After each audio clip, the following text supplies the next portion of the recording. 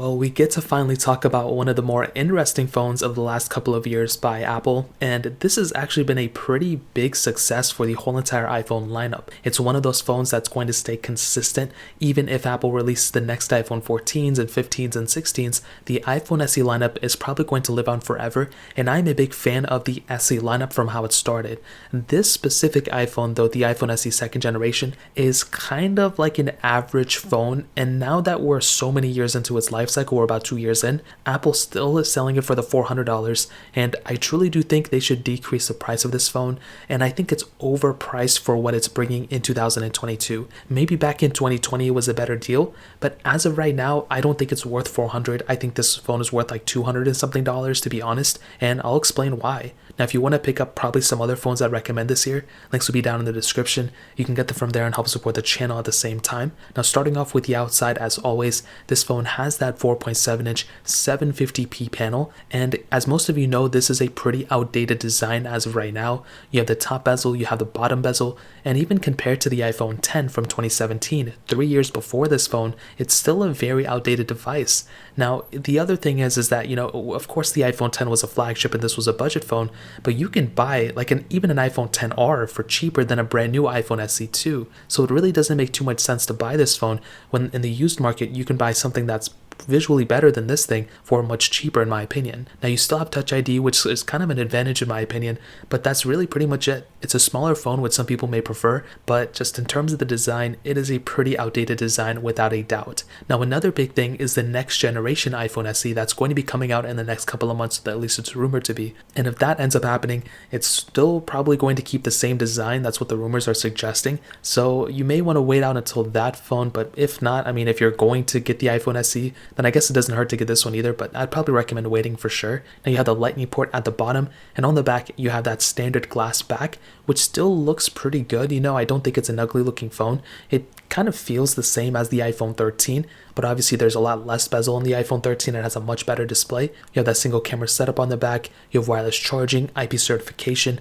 but for the most part, it's not like an ugly looking phone. It's not an old looking phone or anything like that. It's not like a, super horrible looking phone. It's just an old looking phone, I think. I think the design is outdated. Phones have progressed so much, so it doesn't really make a whole lot of sense to pick up this thing in terms of a design standpoint, but there are some other advantages for this phone. Now, speaking about that camera setup that we kind of hit on earlier, this thing has a single 12 megapixel wide angle lens on the back, and you can do 4K at 60 on that lens, which is actually really cool. On the front, you have a 7 megapixel front facing camera, and you can do 1080p at 30 frames per second there. Now, this front camera is pretty much the same thing as something like an iPhone 8 camera. It's definitely not that great. The back camera is more something like an iPhone 10R camera. So you're getting a pretty decent camera setup on this thing on the back. You can do things like portrait mode. You don't have cinematic mode or really any pro features, but it's still a pretty decent lens. I've compared this camera heavily against every single iPhone that's came out after this, including the iPhone 12s and the iPhone 13s,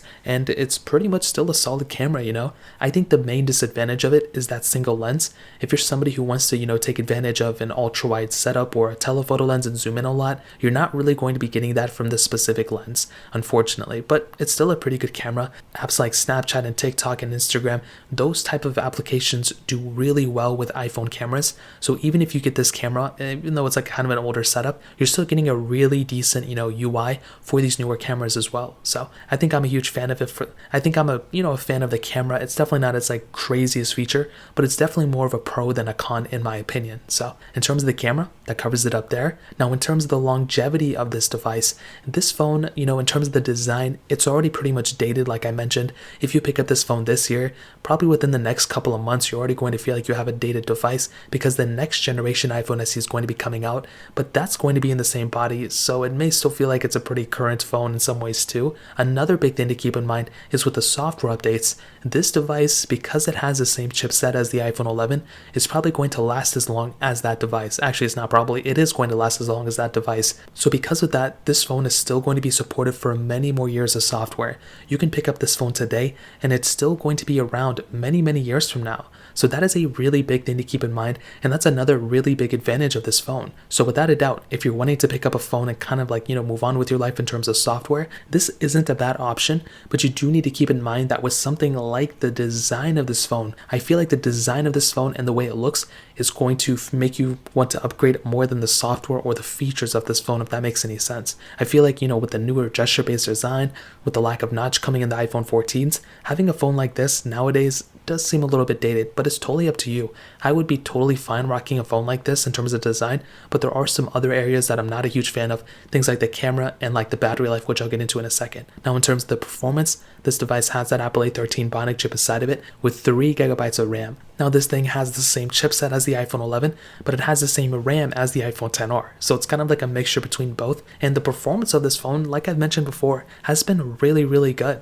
I've done a lot of speed comparisons and performance comparisons between this iPhone and the newer ones that have came out, and there are a lot of similarities between it, something like an iPhone SE 2 and an iPhone 13. The performance is very good. Once you're loading up apps and kind of maneuvering through there, it's a very smooth and solid performing phone. It's not perfect, and the main disadvantages I have, there's 2 of them, is sometimes app opening and app closing. So if you're going through and closing and opening up applications, sometimes they can be a little bit slower.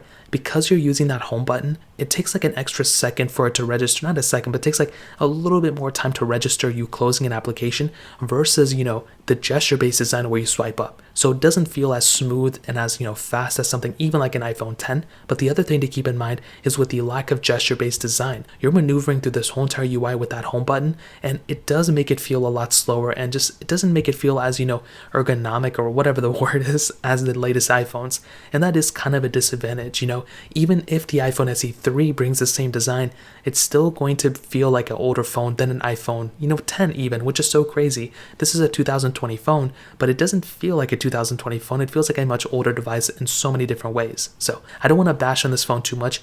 I think the performance is more of a pro than a con, and that's something I've been kind of feeling, recently. But even when it comes down to it, you're probably better off getting something like an iPhone, 10R in terms of a performance standpoint than this phone, in my opinion. So in terms of that covers it up there. Now, hitting on the battery life. This is, again, one of the weirdest aspects of this phone. This device has a 1821 mAh battery, and as I mentioned before, this battery life is very, very average. For $400, you can get a way better Android phone that has way better battery life than this thing. But on top of that, that's not a big size battery in this day and age. The iPhone 13 mini, the iPhone 12 mini has a bigger size battery than this thing, and even the 12 mini had pretty bad battery life. And with the iPhone SE second generation, it doesn't look like it's going to be a really great battery life for its price. It's not really like that, and this is without a doubt one of its biggest disadvantages in my opinion. So in terms of the battery life, it's up to you. Are you around a charger all the time?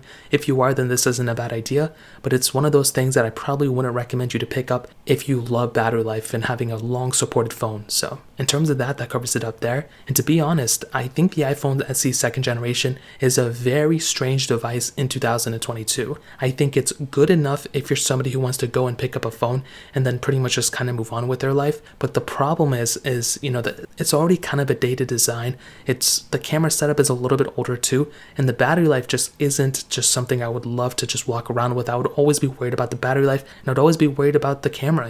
The battery life is the big thing. The design is totally subjective. I would be okay with it, but it is an older design. It's just the battery life I'm not a big fan of. And that home button, I love having gestures. The camera and everything I can get used to, but it is the gestures and the battery life that kind of irk me the wrong way. So in terms of that pretty much covers it up here. If you guys have any other questions or anything, let me know in the comment section below. Hit the like button, that would mean so much, but definitely hit that subscribe button. More importantly, everything else, I love every single one of you guys. Hopefully I'll catch you guys in the next video. Peace out till then.